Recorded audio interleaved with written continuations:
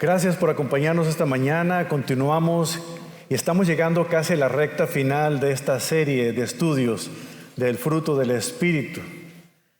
Próximo domingo, Pastor Joseph traerá un mensaje muy particular para ustedes y el 1 de junio culminaremos con estas 9 virtudes del fruto del Espíritu. Ha sido un reto poder ver que ese fruto no solamente es uno, sino son virtudes que nos identifican a todos. Y esa virtud que hoy vamos a aprender este día, que vamos a reconocer este día, el Señor Jesucristo nos las ha mostrado. Por eso este canto es clave, poner nuestra mirada en Él. ¿Qué es lo que realmente define a un líder? ¿Será acaso su fuerza? ¿Su influencia? ¿Su conocimiento? Pudiéramos pensar que alguna de estas cosas o la combinación de todas, pero no es así. Lo que verdaderamente define a un líder no es lo que dice que va a hacer, sino lo que decide que hará. Es no solamente las palabras, pero sus acciones. Y la historia lo ha demostrado. Porque el poder sin humildad se vuelve una tiranía. El poder bajo control, lo que la Biblia menciona aquí como mansedumbre, tiene la capacidad de sanar, tiene la capacidad de restaurar, de transformar. Y esta virtud tan contracultural hoy en día de ser humilde, de ser manso, dije manso, no me cambié la palabra, va de acuerdo al corazón de Cristo, quien Él mismo dijo: aprenda de mí, que soy manso y humilde de corazón. Y también va en el corazón de David, cuya historia comenzaremos o continuaremos hablando de ella en esta mañana. Yo no sé cuántos de ustedes hayan experimentado algún dolor, pero la primera vez que yo recuerdo que tuvieron que llevarme a un médico fue cuando tenía un fuerte dolor de oído. Estaba doliéndome día y noche y mi mamá hizo lo imposible por ponerme todos los remedios que se le pudieran ocurrir. Y el dolor continuaba. Y hasta que el líquido salía a mi oído, decidió llevarme al médico. Un nombre del médico que es difícil pronunciar, que tuve que ver varias veces en el diploma que tenía: otorrinolaringólogo. Lo pude decir. Y aun cuando tenía el temor, pero a la misma vez el dolor todavía en mi oído, quizá entrar a ese cuarto, a esa habitación, a ese consultorio, con el olor a desinfectante y el olor también a medicina, y un lugar tan frío, no se comparaba con la frialdad con que ese médico me atendió. No me dijo hola, no me dijo buenos días, simplemente me vio, me jaló de la oreja, parecía de hule mi oreja, y pone ahí no sé si fue el telescopio, qué será yo, su lupa para ver cómo estaba mi oído. Mi cabeza la movía como si fuera una piñata.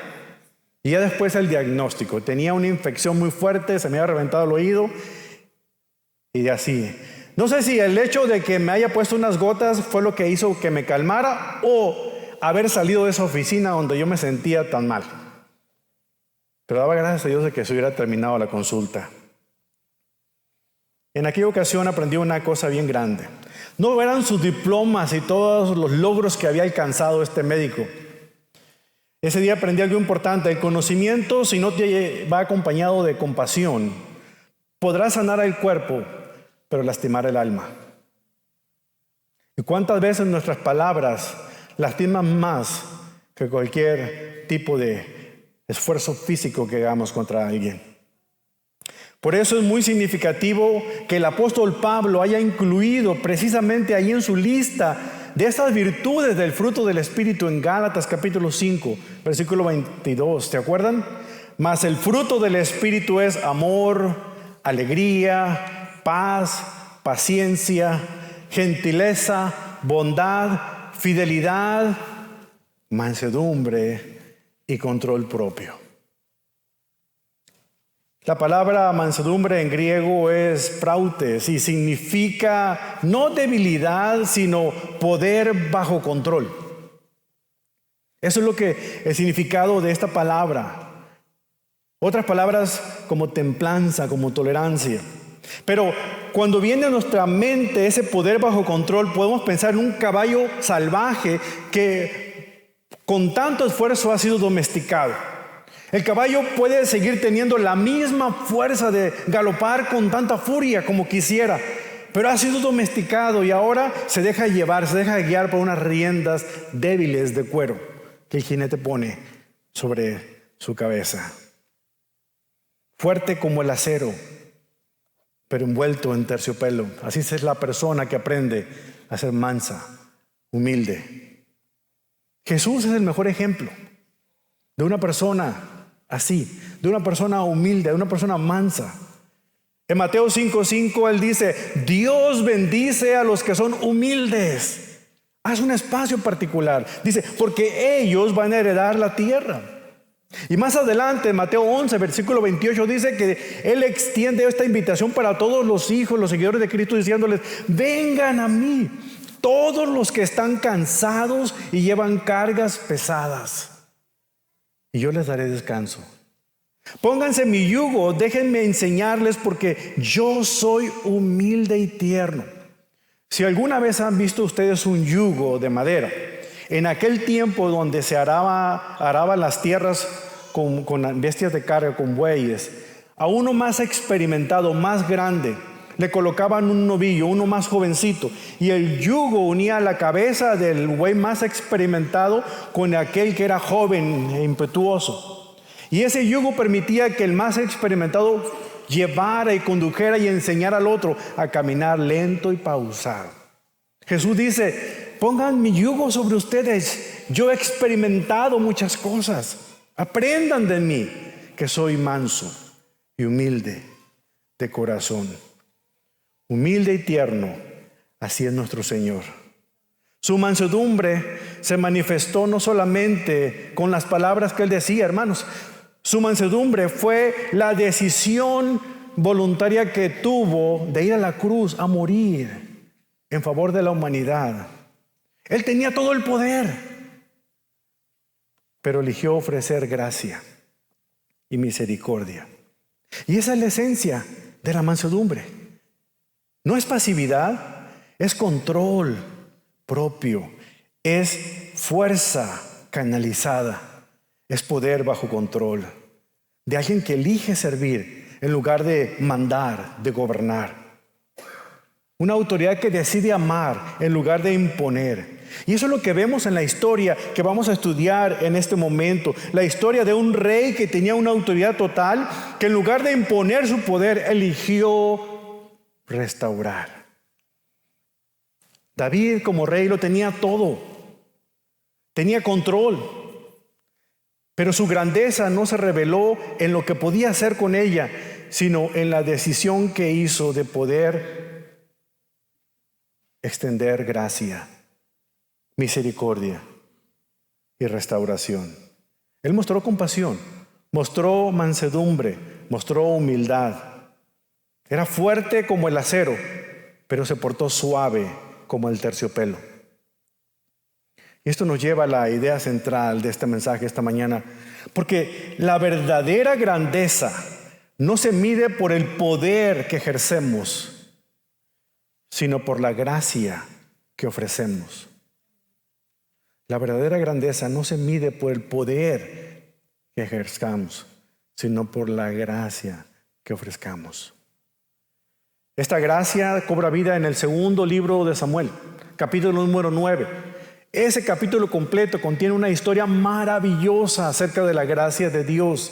Y en ella vamos a estar analizando algunos aspectos en esta mañana, porque vemos a un David que ya ha consolidado su reino, un David que está en la cima del éxito, no tiene rivales, no hay ejército que se pueda poner en contra del ejército de Israel, porque todas las batallas habían sido ganadas. Y en este momento de estabilidad y poder, en lugar de sentarse en sus laureles, David hace una pregunta inesperada que revela realmente lo que es su carácter.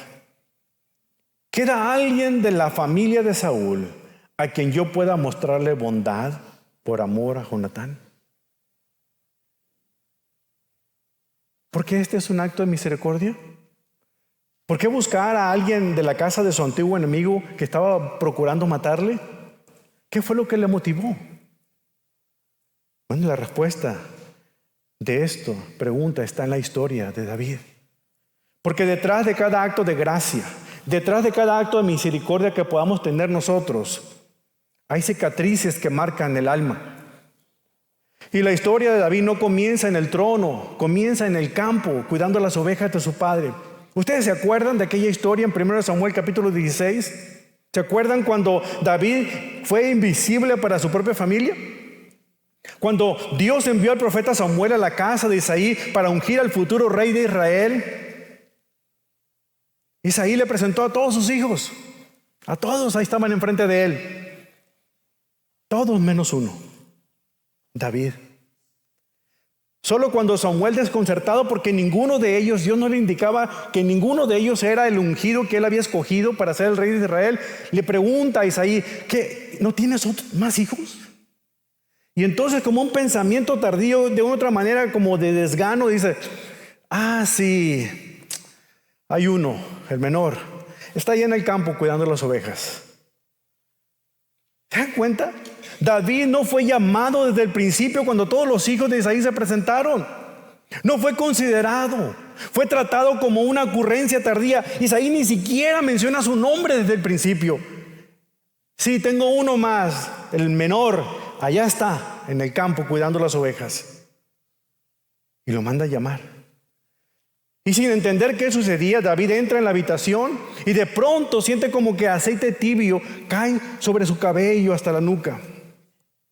Y escucha las palabras de este anciano profeta diciendo, este es el ungido del Señor. David no lo pidió. David no estaba pidiendo una oportunidad para ejercer el liderazgo. Nadie en su familia parecía esperarlo tampoco.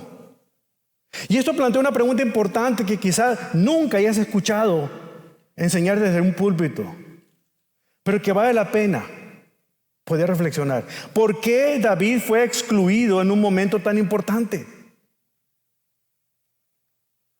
Aquí es donde aparece por una posibilidad que a veces nosotros no nos ponemos a recapacitar.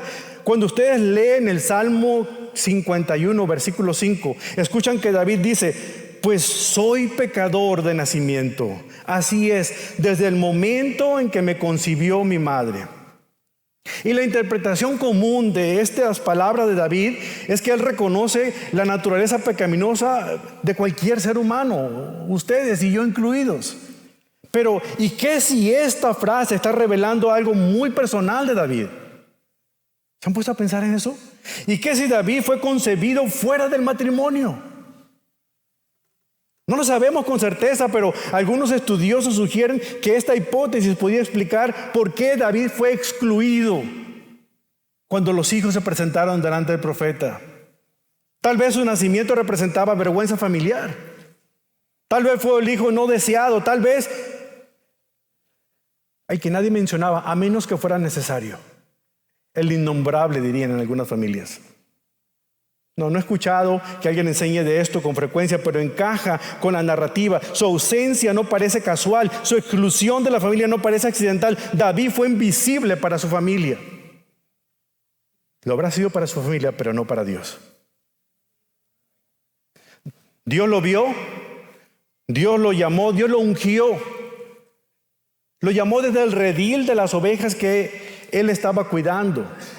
Como dice Salmo 78, los últimos versículos del 70 al 72, dice, él escogió a su siervo David y lo llamó del redil.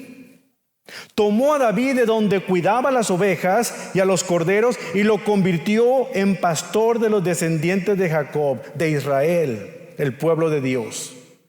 Lo cuidó con sinceridad de corazón y lo dirigió con manos diestras. Antes de tener una corona sobre su cabeza, David tenía un corazón que estaba siendo moldeado por el rechazo y por la soledad. Y la presencia de Dios lo sostenía. Antes de cuidar a una nación, él tenía que aprender a cuidar y proteger esas ovejas. En ese tiempo el campo no fue el castigo para David, al contrario, fue el campo de preparación para una tarea que Dios tenía en un futuro. Fue en el anonimato donde él aprendió a escuchar la voz de Dios, a ser sensible a su voz, a cuidar a los débiles, a los más vulnerables. La siguiente vez que tú te sientas rechazado, abandonado, en lugar de que te sientas triste y angustiado, pregúntate, ¿no será este el campo de preparación de Dios para algo que Él tiene en un futuro? Además de eso, David entendió que la grandeza no se mide por el poder, sino por la gracia, no en la fuerza. No se destaca su fuerza militar aquí, no se habla acerca de nada más que de su humildad, de su mansedumbre. Después de aquella victoria que obtuvo frente a Goliat, aquel gigantón filisteo que derrotó, ¿se acuerdan? Cuando se presenta delante de Saúl y él le pregunta, ¿y tú quién eres? ¿Quién es tu padre? ¿De dónde vienes? Él le dice, mi padre se llama Isaí, vengo de Belén, un lugar humilde. Y allá volvió a Belén, volvió al campo. En lugar de quedarse en el palacio, en lugar de que recibiera un nombramiento, en lugar de que lo pudieran dar un puesto político, al contrario, regresó nuevamente a cuidar las ovejas de su padre. Eso se llama humildad. Había logrado algo que ningún otro del ejército de Israel había logrado, ni siquiera el rey, derrotar al gigante Goliat. Y con todo eso, en lugar de sentir que se merecía todo, volvió a la ocupación que siempre había tenido: cuidar las ovejas. La verdadera grandeza no se construye desde el trono, se construye desde la mesa familiar. No se trata del poder que acumulamos, sino de la dignidad que ofrecemos. Y aquí es donde todo se conecta. ¿Por qué David mostraría misericordia a un hombre marginado? A un hombre olvidado, físicamente discapacitado como Mefiboset. No estornudado, así se llama. Porque David sabía lo que era ser ignorado. Él sabía lo que era ser relegado, despreciado por su propia familia. Sabía lo que era ser visto como una ocurrencia tardía. Por eso tenía sensibilidad hacia aquellos que también estaban en la misma situación. Desde su experiencia personal, él entendía que la grandeza no se trata de eliminar a los débiles ni de oprimirlos, sino al contrario, levantarlos. Eso hace a un verdadero rey en las manos de Dios. Por eso digo hoy, no desperdicies las etapas en las que te encuentras en este momento. Si nadie reconoce lo que tú vales, Dios sí te ve. Y en su tiempo el Señor te pondrá donde Él ya tiene preparado para ti. No te desanimes, no te desesperes. Aprende a decir, Señor, ¿para qué? ¿Qué debo aprender en esta circunstancia en la que me encuentro en este instante? Tal vez es justo ahí donde Dios te está forjando y acomodando tu corazón y preparándote para lo que viene más adelante. Y esta formación interior fue lo que más adelante permitió que David actuara con gracia, en lugar de ejercer dominio, porque cuando has sido marginado, conoces muy bien el dolor del olvido.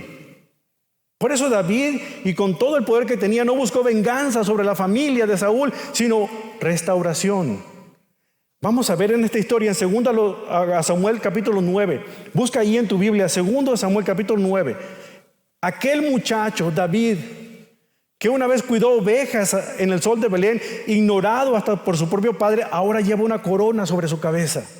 Y en vez de asegurar el trono, rompe con todo protocolo y hace una pregunta que confundió a todos los que la escucharon. ¿Queda alguien de la casa de Saúl a quien yo pueda mostrarle bondad? No es una pregunta de cálculo. No nace en la sala de un consejo, sino en el campo donde se aprenden las lecciones del alma. ¿Saben por qué? Porque en los tiempos de David, los reyes solían eliminar a todos los integrantes de la familia del rey anterior. Tenían que evitar a toda costa que alguno quisiera reclamar el trono que legítimamente les podía pertenecer. Así es que cuando un nuevo rey entraba, todos, hijos, nietos, todos, hasta los sirvientes, todos eran aniquilados. Pero no con David. Al menos era una estrategia de seguridad para los reyes que entraban a todo lo que amenazara el trono. Pero la lógica del poder de David fue distinta. Él hace lo contrario, muestra misericordia hacia Mefiboset, el hijo de Jonatán y nieto del rey Saúl. Aunque no se puede negar que había motivos estratégicos, resalta la historia que vamos a leer hoy, que no lo hizo solamente para unir las fuerzas del reino dividido, porque cuando murió Saúl, uno de los hijos de Saúl, Isboset, tomó el reinado de la parte norte de Israel, mientras David se quedó en el sur. No trataba únicamente de hacer un acto para unir las dos partes y formar un solo reino unido, sino lo hizo por una promesa que él había hecho a la casa de Saúl, particularmente con Jonatán. Y esta historia nos va a enseñar tres cosas para ti y para mí. Primero, cómo hay una pregunta que él hace, una búsqueda que él realiza y una provisión que él ofrece. Veamos la pregunta que revela la humildad de David. Había pasado muchas cosas desde que David hizo esta promesa a Jonatán, su mejor amigo. Ambos habían muerto. David fue testigo de que había muerto Saúl y había muerto Jonatán y otros integrantes de la familia en la misma batalla. Y cuando eso estaba ocurriendo, cuando nadie lo esperaba, David hace una pregunta allá en el palacio. Y ahí en 2 Samuel, versículo 1 del capítulo 9, leemos lo siguiente. Cierto día, David preguntó: ¿hay alguien de la familia de Saúl que aún siga con vida? ¿Alguien a quien pueda mostrarle bondad por amor a Jonatán? Entonces mandó llamar a Siba, un hombre que había sido uno de los siervos de Saúl. ¿Eres tú, Siba?, le preguntó el rey. Sí, señor, lo soy, contestó Siba. Enseguida el rey le preguntó: ¿hay alguien de la familia de Saúl que todavía viva? De ser así, quiero mostrarle la bondad de Dios. Siba le contestó: sí, uno de los hijos de Jonatán sigue con vida. Está lisiado de ambos pies. ¿Dónde está?, preguntó el rey. En Lodebar, le contestó a Siba, en la casa de Maquir, hijo de Amiel. David no buscaba venganza. No buscaba consolidar el poder. Buscaba a alguien a quien mostrar Gesed. Esa es la palabra que aparece en hebreo. Y si quiere pronunciarla correctamente, es como si parte de la comida se le saliera por la garganta. A ver, diga conmigo: Gesed. No se preocupe, no le va a quedar en el cabello lo que le salió al que tiene ahí atrás. Esa es la palabra que se traduce como bondad, benignidad, gracia en el Antiguo Testamento. La verdadera grandeza no se mide por el poder que ejercemos, sino por la gracia que ofrecemos. David manda llamar a este sirviente, un antiguo siervo de Saúl, y le dice: ¿hay alguien en la familia de Saúl que todavía siga con vida, a quien yo pueda mostrarle Gesed por amor a Jonatán? Esta es la pregunta que hace la gracia. ¿Hay alguien? ¿Hay alguien? Él no sabía acerca de Mefiboset. De hecho, si se dan cuenta, Siba ni siquiera menciona su nombre. Siba responde, pero con una voz que lleva peso, como alguien que da un dato que no quiere dar. Dice: sí, hay un hijo de Jonatán, pero no te conviene. Está lisiado de ambos pies. Ni siquiera menciona su nombre, no solamente muestra su discapacidad. Y esto nos remite a 2 Samuel 4:4, porque allí en ese pasaje encontramos la razón por la que Mefiboset, de 5 años de edad, quedó lisiado de por vida. Dice ese pasaje que cuando escucharon que Saúl había muerto y Jonatán había muerto, sabiendo lo que ocurría con los nuevos reyes que entraban al trono, al poder, sabía que corría peligro su vida. La nodriza, la nana, la sirvienta que cuidaba a Mefiboset, tomó al niño de 5 años y corriendo para escapar del palacio, se tropieza, el niño se le cae y se le rompen ambas piernas. Como no había los cuidados médicos, no había urgencias ahí cerca, tuvo ella que correr a esconderlo, y así como estaba lastimado con sus pies quebrados, quedó el resto de su vida. Jamás pudo volver a caminar sin la ayuda de muletas. Aquí encontramos la explicación.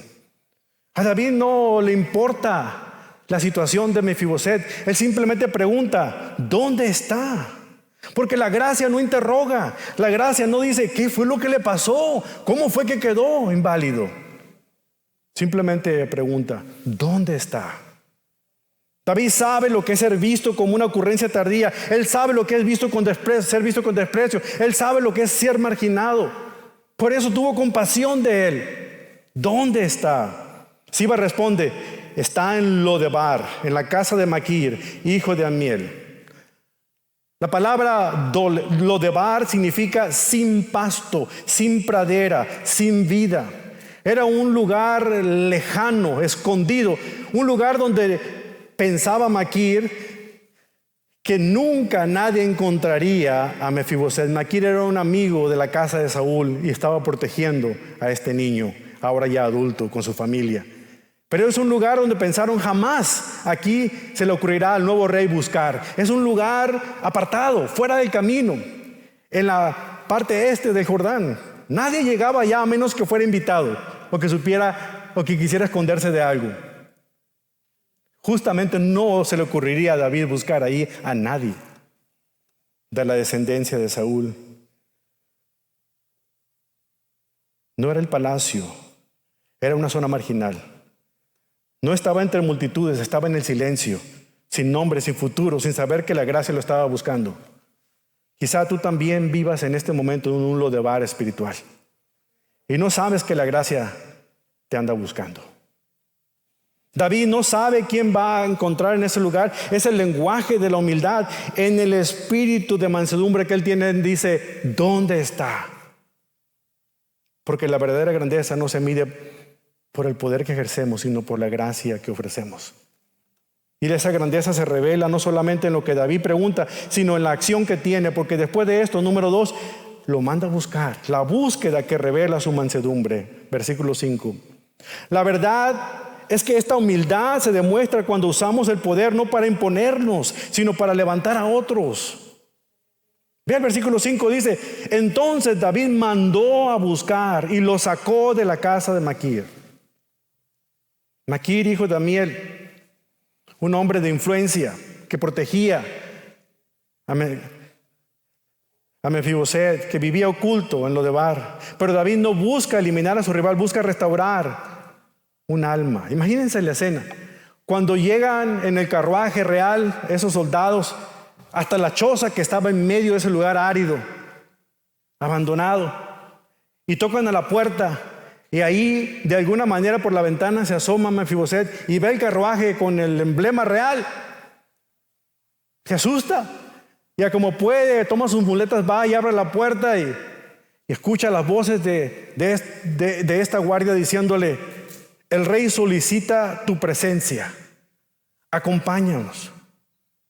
Lo último que el nieto de Saúl esperaría es, primero, ser encontrado. Segundo, que el rey lo mandara a llamar. ¿Qué creen que se le vino a la mente al pobre de Mefiboset? Hasta aquí llegué. Me van a cortar la cabeza.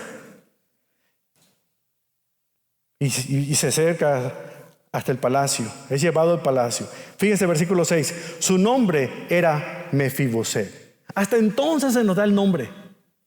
Hasta el versículo 6 conocemos cómo se llama el hijo de Jonatán, el nieto de Saúl. Cuando se presentó ante David, se postró hasta el suelo con un profundo respeto. Casi me lo puedo imaginar dejando las muletas a un lado, caer al suelo y simplemente colocar el cuello para que alguna espada lo cortara la cabeza, porque sabía que eso es lo que merecía. Lo sorprendente fue la voz que escuchó del rey diciéndole, saludos Mefiboset. ¿Ah? Mefiboset respondió, yo soy su siervo. Mefiboset. Perdón. Él esperaba lo peor. Nunca se ha recibido con un saludo. Pero David lo llamó no para matarlo, no para humillarlo, lo llamó para levantarlo, porque la mansedumbre no se usa para destruir a los demás, sino al contrario, para ejercer compasión. Mefiboset no la busca él busca a Mefiboset. Así funciona la gracia. Nos encuentra en nuestro propio Lodebar, un lugar seco, árido, oculto. David fue a buscar a Mefiboset. Dios nos viene a buscar a nosotros en el lugar donde nos encontrábamos también. ¿Se acuerdan? ¿Qué fue lo que dijo Jesús en Lucas 19:10? Porque el Hijo del Hombre vino a buscar y a salvar lo que se había perdido. Porque esa es la esencia de mansedumbre. Es poder guiado por la gracia. Es autoridad que se arrodilla para levantar a otro que no puede. Es grandeza que no se impone sino se entrega. Lo restaura, lo honra, lo transforma. Tal vez tú en este momento te sientas que has sido traído ante la presencia del Rey. Y tú sabes cómo está tu condición de ser humano. Y no sabes por qué. Tal vez esperas condenación de parte de Dios. Pero lo que viene te va a sorprender. Es gracia. Y eso nos lleva al tercer punto. La provisión que transforma con gracia. Cuando Mefiboset llega ante David, postrado, esperando juicio, escucha lo impensable. Versículo 7. No tengas miedo. Mi intención es mostrarte gesed, bondad, por lo que prometí a tu padre, Jonatán. Te daré todas las propiedades que pertenecían a tu abuelo Saúl y comerás aquí conmigo en la mesa del rey. Eso es gracia. David no lo llamó para humillarlo, para matarlo, sino para restaurarlo. No lo convocó para ejecutarlo, sino para adoptarlo como uno de sus hijos. Mefiboset, versículo 8, se inclinó respetuosamente y exclamó: ¿quién es su siervo para que le muestre tal bondad a un perro muerto como yo? ¿Se dan cuenta? El alma reseca de Mefiboset apenas puede absorber la gracia que David está derramando sobre él. Sus palabras reflejan un rechazo tan interiorizado que él mismo se desprecia a sí mismo. Mefiboset no puede ni siquiera imaginarse que es digno de la gracia de David. El trato que David le da a Mefiboset muestra integridad de un líder que aceptó la obligación de mostrar amor y compasión cuando pudo bien y con justa razón demostrar poder y ejercer dominio. Pero la generosa provisión de David le dio al hijo de Jonatán algo maravilloso, más grande que cualquier posición política que pudiera tener. ¿Estás tú dispuesto a perdonar a aquellos que han hecho mal contra ti? ¿Puedes tú practicar generosidad con aquellos que no se la merecen? Porque si se la merecen ya no es gracia, es recompensa. Y si se la han ganado simplemente es un pago. Gracia es precisamente otorgar a alguien lo que jamás podrá ganar, jamás podrá pagar y jamás podrá merecer. Es gracia. ¿Qué había hecho Mefiboset para merecer esto? Nada. Si lo hubiera merecido, no hubiera sido gracia. Pero David no ha terminado de mostrar su bondad. Fíjense lo que dice el versículo 9. Entonces el rey llamó a Siba, le sirvió el siervo de Saúl y le dijo: le he dado al nieto de tu amo todo lo que pertenecía a Saúl y a su familia. Tú y tus hijos y tus siervos cultivarán la tierra para él, para que produzca alimento para la casa de tu amo. Pero Mefiboset, el nieto de tu amo, comerá aquí a mi mesa. A partir de ese momento, Mefiboset comió a la mesa de David como si fuera uno de los hijos del rey. Y Mefiboset, quien estaba lisiado de ambos pies, vivía en Jerusalén y comía a la mesa del rey. Donde tú crees que en tu vida hay un punto final, Dios solamente pone una coma. Es Dios el que sigue escribiendo tu historia. Donde tú consideras que hasta ahí has llegado, Dios te dice: apenas comienzas. Tenemos que aprender a confiar en la mano soberana de Dios. Mefiboset pasa de vivir en el anonimato a tener un lugar entre la familia real, de caminar en vergüenza a sentirse cubierto de honra, de temer al rey a comer con el rey. Porque la verdadera grandeza no se mide por el poder que ejerzamos, sino por la gracia que ofrezcamos. En un libro que escribió el doctor Carl Menninger, en uno de esos libros, él mencionaba los dos tipos de personalidades que la mayor parte de la gente tiene. Personas que de alguna otra manera tienen un rostro que siempre refleja no. Esa cara de limón chupado, un ceño fruncido, que siempre cualquier cosa van a decir no. Pero también menciona que hay personas que tienen un rostro que siempre dice sí. Se le ve en el rostro. Y son atractivos, la gente llega a ellos y les pide algún favor porque su rostro refleja un sí. Y cuenta la historia de uno de los presidentes de los Estados Unidos Thomas Jefferson, que una vez iba acompañado con parte de su equipo presidencial del gobierno. Iban a visitar un lugar, iban todos montados a caballo. Había un río muy creciente. La corriente estaba tan fuerte que era difícil pasar a pie. Así es que de alguna otra manera cada uno de ellos comenzó a cruzar el río montado a su caballo. Había un hombre que quería cruzar pero no podía. Y de todos los que iban en ese grupo se acercó al presidente Jefferson y le pidió que si lo dejaba subirse en las nancas del caballo para cruzar con él el río.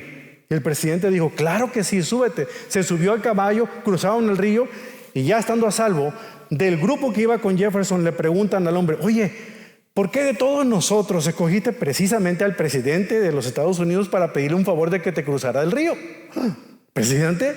Yo no sabía que él era el presidente. Lo que pasa es que el rostro de todos ustedes tenía un no en la cara y solamente el de él tenía un sí, por eso le pidió el favor a él. David tenía un rostro de sí. ¿Y saben qué? Jesús tenía un rostro de sí. Ese es el rostro que Jesús quisiera que reflejara nuestras vidas. Que aprendamos nosotros a ser humildes y mansos como lo es Él. Que tengamos mansedumbre. David extendió gracia y misericordia hacia Mefiboset. Imagínense en la escena, piénsenlo. La campana suena para invitar a todos a la cena. Llega David, llega Joab, uno de sus capitanes del ejército, y cada uno de los hijos comienza a tomar su lugar a la mesa. Vemos a Absalón, a Tamar, hermosa. Vemos al que llegó con libros, ¿cómo se llama? Salomón. Y de repente todo el mundo está parado, sin empezar a comer, esperando algo. Y a la distancia se escucha un ruido. Clic, clic, clic, clic, clic, clic. Era Mefiboset que venía en sus muletas. Se sienta en su silla, en la mesa del rey. Y dice la escritora que el mantel de la mesa real cubría sus piernas. Porque el mantel de la gracia de Dios cubre nuestras imperfecciones también. Esa es la gracia. Esa es la belleza del Dios en el que hemos creído ustedes y yo. La verdadera grandeza no se mide en el poder que ejercemos, sino en la gracia que ofrecemos. Romanos 5:12 nos dice que el pecado de Adán introdujo la muerte y la extendió por todos para que todos los que pecaron recibieran el perdón. El Salmo 34:8 nos dice, prueben y vean qué bueno es el Señor. Tú y yo somos como Mefiboset. Llevamos heridas que nos avergüenzan. Hemos vivido nuestro propio lodebar espiritual. Pero la gracia del Hijo de Dios, del Hijo de David, nos encuentra y nos perdona y nos llama hijos y nos sienta a la mesa y cubre nuestra vergüenza con honra, con misericordia. Ese es el fruto del Espíritu en acción. Cuando alguien con poder elige amar con mansedumbre, como David adoptó a Mefiboset, Dios nos ha adoptado a ti y a mí. En Cristo ya no somos rechazados, ya no somos olvidados, ya no comemos migajas ni estamos en nuestra pudedumbre. En Cristo ahora comemos a la mesa del Rey. En vez de venganza, David ofreció restauración. En vez de juicio, dio lugar. En vez de eliminar, adoptó. Y así la historia termina con esta imagen inconfundible. Y Mefiboset vivía en Jerusalén y comía a la mesa del rey. Estaba lisiado de ambos pies. Significa que sus pies seguían rotos, pero su lugar estaba asegurado. Porque la gracia no borra la historia, ni los problemas que vivimos, ni las consecuencias del pecado, pero la gracia transforma y nos coloca en el lugar adecuado. Al comparar nuestro encuentro con Mefiboset, vemos algunas analogías. Mefiboset había disfrutado de la comunión con su padre, así como la humanidad lo hizo en el huerto del Edén con Adán y Eva. Tras la caída vino el miedo, vino el temor. Mefiboset cayó y quedó incapacitado, y la humanidad también cayó y quedó lisiada espiritualmente y con temor. Por amor a Jonatán, David buscó a quien mostrar gracia. Dios, por amor a su Hijo Jesús, busca extender su gracia a quienes creen en Él. Mefiboset era indigno y no podía hacer nada más que aceptar el favor del rey. Así también nosotros ante Dios. El rey sacó a Mefiboset de un lugar estéril, de un basurero, y se sentó a la mesa real. Dios nos saca a nosotros de nuestra miseria moral y nos da alimento espiritual. David lo adoptó en la familia real. Dios también a ti y a mí nos adopta como hijos con todos los privilegios de su hijo aquí en su casa. La cojera de Mefiboset recordaba la gracia de David. Nuestras debilidades, nuestros problemas, nuestros fracasos nos recuerdan de que la gracia siempre es mayor que nuestros pecados. Mefiboset fue tratado como un hijo del rey. ¿Sabes? Nosotros también seremos recibidos en las bodas del Cordero. Tenemos un lugar sentado junto a aquellos grandes hombres y mujeres, Pablo, Pedro, Juan, María, regocijándonos para siempre en la presencia de nuestro Rey. Todos llevamos cicatrices, pero todos tenemos esperanza en Cristo Jesús. Ese es el fruto del Espíritu que quiere que llevemos. Por lo tanto, tu llamado, mi llamado, es a esto. Identifica a alguien en tu vida que esté en un lodevar emocional y ayuda a esa persona a recordarle que es importante para Dios. Da un paso práctico. Restaura a alguien que esté marginado o olvidado, o incluso que tú no hayas querido perdonar. Cultiva una actitud de gratitud por la gracia que tú mismo has recibido. O pide al Espíritu que transforme tu fuerza, tu poder, en humildad y mansedumbre que restaura. Imagina un mundo donde los fuertes se inclinan para levantar a los caídos, donde los palacios abren sus puertas para los olvidados y marginados, donde las iglesias abren sus templos para que cualquiera, no importa su condición, no importa su pecado, sean bienvenidos, recibidos y valorados como Dios los valora. Cuando confías en Jesús, entras a la familia de Dios y no puedes continuar igual. Tú vas a ser transformado para ser más como Jesús. El que tiene al Hijo tiene la vida. Porque de tal manera amó Dios al mundo, que dio a aquel que tanto amaba, a su único Hijo, para que todo aquel que en Él crea no se pierda, sino que tenga vida eterna. A veces la gracia de Dios nos deja sin palabras. Nos alcanza cuando menos lo merezcamos, pero nos restaura sin explicaciones. Estas palabras que voy a leer, quiero que reflexiones en ellas y que las hagas propias. Y que sean estas las palabras que tu corazón eleve hacia Dios. Yo era ese Mefiboset, quebrado por dentro, lisiado por un orgullo que me pesaba como hierro, escondido en la tierra agrietada de Lodebar, creyendo que tu mirada jamás se atrevería a penetrar aquel polvo sin esperanza. Ahí me quedé, resignando los restos de mis días, convencido de que el rey pasaría de largo. Pero me viste, me buscaste con ternura, con la decisión de un guerrero que conquista, de un león que protege. No entiendo el misterio de tu porqué, solo que cambiaste la sentencia por un abrazo, la miseria por majestad, mi silla de mendigo por un trono de tu Hijo. No solo rescataste mi aliento vacío, lo inflamaste con abundancia, lo colmaste de destino, lo rebosaste de amor. Y ahora sentado a tu mesa, el mantel de la gracia cubriendo mis heridas, las copas tintineando con promesas eternas, mi corazón late como un tambor de victoria. No tengo otro himno que este, mi Dios. Gracias, gracias, mi Rey. Gracias por mirarme cuando me escondía. Gracias por nombrarme cuando nadie recordaba mi nombre. Gracias por levantarme para que otros me vean. Gracias porque esa gracia florece incluso en el desierto más árido. Al Rey eterno sea la honra, la gloria, el poder y la majestad por los siglos de los siglos. Un abrazo fuerte a nuestro Dios. Pónganse de pie, hermanos. Vamos a orar. ¿Qué es lo que realmente define a un líder? No es su fuerza, no es su conocimiento, no es su posición, sino que decide hacer con ese poder cuando muestra gracia, aun cuando no se lo merezcan. La mesa está servida. La invitación literalmente está sobre la mesa. ¿Aceptarás tú sentarte a la mesa con tu Dios? Padre, aquí estamos, delante de su presencia y agradecidos por todo lo que usted nos ha enseñado a través de su palabra en esta mañana. Háganos como Cristo es. Háganos como David lo fue.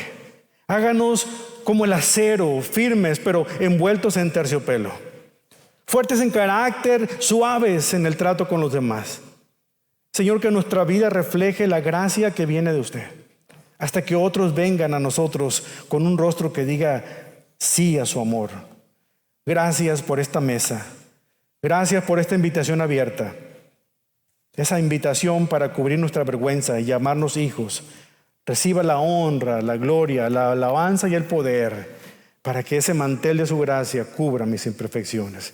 Se lo pedimos en el poderoso nombre de Jesucristo, nuestro amante Salvador. Y a Él honramos. Y todos decimos amén. Podemos salir. Podemos pedir. Amén.